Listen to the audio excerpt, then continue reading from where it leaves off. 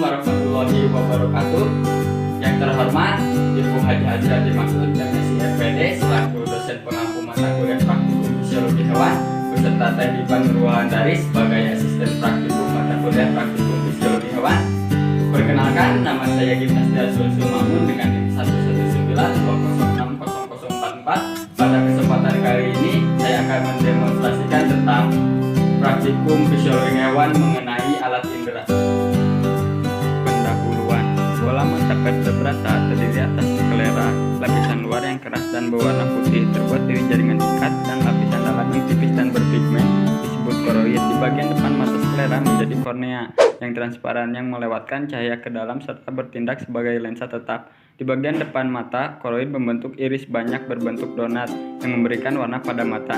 Dengan mengubah ukuran iris, meregulasi jumlah cahaya yang memasuki pupil, lubang di tengah iris tepat di dalam koroid. Retina membentuk lapisan terdalam dari bola mata dan mengandung lapisan-lapisan neuron dan fotosereptor.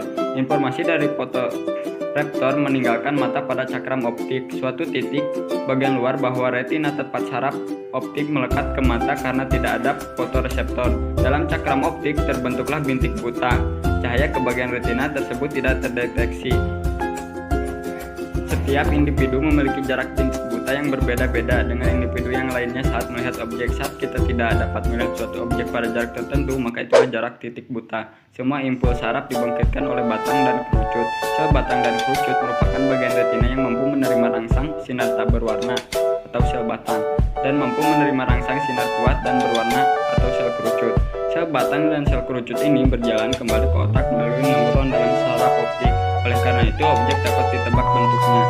Kita melihat suatu benda dengan dua mata. Bayangan benda jauh di retina mata kanan dan kiri pada titik-titik yang selaras. Lalu impuls dari titik diinterpretasikan di otak sebagai suatu bayangan. Bila satu mata ditekan, maka titik-titik selaras itu berhak posisinya. Akibatnya kita akan melihat dua bayangan. Selanjutnya, adapun tujuan praktikum pada kali ini yaitu untuk mengetahui bintik buta pada manusia.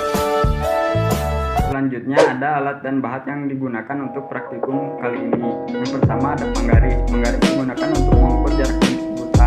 Yang kedua ada spidol digunakan untuk menandai plus dan minus pada kertas manila karton. Yang ketiga, kertas manila karton digunakan untuk media pengamatan. Berikutnya ada langkah kerja untuk praktikum kali ini. Berikut adalah beberapa langkah kerjanya. Yang pertama, sediakan kertas manila 3x14 cm.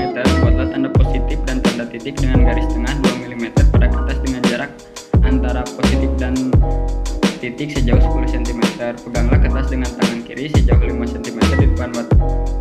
Tanda titik dipasang sebelah dalam. Pusatkan pandangan mata kiri pada titik dan mata kanan ditutup. Kemudian dengan mata kiri tetap berpusat pada titik, didekatkan dengan kertas secara perlahan hingga tanda positif hilang dan tampak kembali. Ukurlah dan catatlah kembali dalam tabel berada tanda positif hilang dan pada jarak berapa pula tanda positif tampak kembali. Ulangi percobaan hingga ketiga kali. Yang kelima, baliklah letak tanda titik dan ulangi prosedur di atas dengan mata kanan sebanyak 3 kali.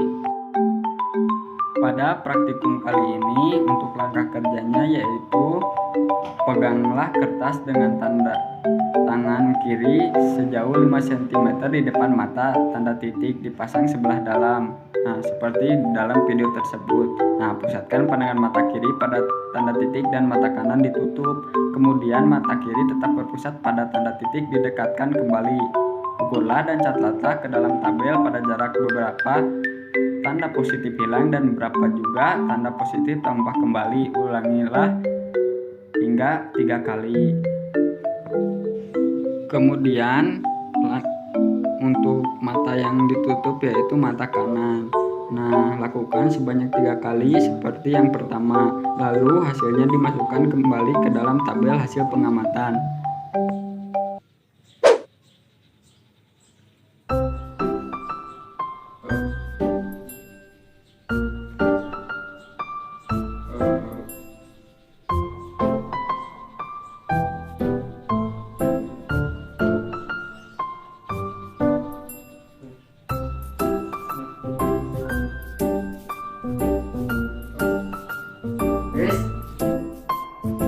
Berikut Berikut adalah tabel hasil pengamatan dan pembahasan. Dapat dilihat pada tabel pengamatan di atas bahwa letak titik buta masing-masing orang berbeda, bahkan tiap mata pada setiap orang pun berbeda. Hal ini terbukti dari hasil pengamatan yang tertera di tabel. Biasanya bintik buta hampir sama mata kiri dan mata kanan. Noda buta adalah satu titik di mana akson-akson meninggalkan mata hingga tidak ada reseptor, tidak sensitif terhadap cahaya. Normal jika di bawah 40 cm, hilang tanda kira-kira berkisar 28 sampai 32 cm dan muncul kembali pada 14 sampai 16 cm. Lanjut ke pertanyaan dan jawaban. Pertanyaan pertama, apakah yang dapat kamu katakan tentang tanda positif dari hasil pengamatan? Tanda positif pada praktikum ini merupakan media sederhana untuk mengukur bintik buta pada alat indera, yaitu mata pada manusia. Kemudian pertanyaan yang kedua, pada jarak tertentu tanda positif hilang dan pada jarak tertentu yang lain tampak kembali. Apa sebabnya? Bintik buta adalah suatu di daerah di retina mata yang merupakan jalur saraf penglihatan menuju ke otak, dan tepat jalur keluar tersebut tidak terdapat sel pekat cahaya, sehingga bila tanda positif jatuh tepat di bintik buta, maka otak tidak akan mendapatkan sinyal dari mata. Karena bayangan itu jatuh tidak pada sel-sel yang pekat cahaya, maka tanda positif yang sebenarnya ada di depan mata kita tidak akan dapat mengidentifikasi keberadaannya oleh mata. Begitupun sebaliknya, jika tanda positif berada di luar jalur bintik buta, maka otak akan mendapatkan sinyal dari mata. Karena bayangan itu jatuh pada sel-sel yang pekat terhadap cahaya. Pertanyaan yang ketiga, adakah hubungan antara peristiwa tersebut dengan peristiwa buta warna? Jelaskan. Untuk hubungannya tidak ada, karena buta warna adalah suatu kelainan yang disebabkan oleh ketidakmampuan sel-sel kerucut mata untuk menangkap spektrum warna tertentu. Selain itu, buta warna juga bisa terjadi akibat faktor genetik.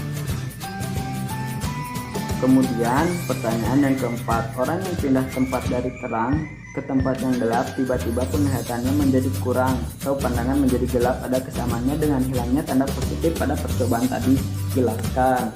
Orang-orang yang berpindah tempat yang terang ke dalam ruangan yang gelap, secara tiba-tiba penglihatannya menjadi berkurang. Hal itu terjadi karena di dalam mata terdapat cahaya yang disebut rodopsin, yaitu senyawa antara vitamin A dan protein. Terkena sinar matahari yang terang, rodopsin terurai dan terbentuk kembali dalam keadaan yang gelap. Dalam waktu adaptasi tersebut, mata kurang dapat melihat, sehingga ketika pindah dari terang ke dalam ruangan yang gelap, penglihatannya menjadi berkurang. Jadi, hal tersebut ada hubungannya dengan bintik buta, karena pada saat penglihatan berkurang, bayangan benda dibiarkan masuk ke dalam bintik buta, sehingga mata tidak jelas melihat, karena pada bintik buta tidak mempunyai sel reseptor cahaya.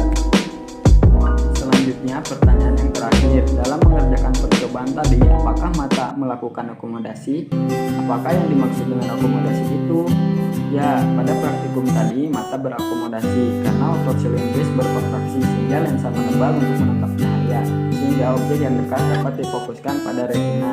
Kemudian, akomodasi adalah kecemplungan lensa mata yang dapat berubah-ubah, menebal atau menepis, yang membuat pandangan menjadi fokus. Berikut adalah kesimpulan mengenai praktikum alat indera pada kesempatan kali ini. Jadi, bintik buta adalah daerah tempat saraf optik meninggalkan bagian dalam bola mata dan tidak mengandung sel konus dan batang, sehingga bila suatu bayangan jatuh pada bintik tersebut, maka mata tidak dapat terlihat bayangannya. Jarak bintik buta setiap manusia berbeda-beda.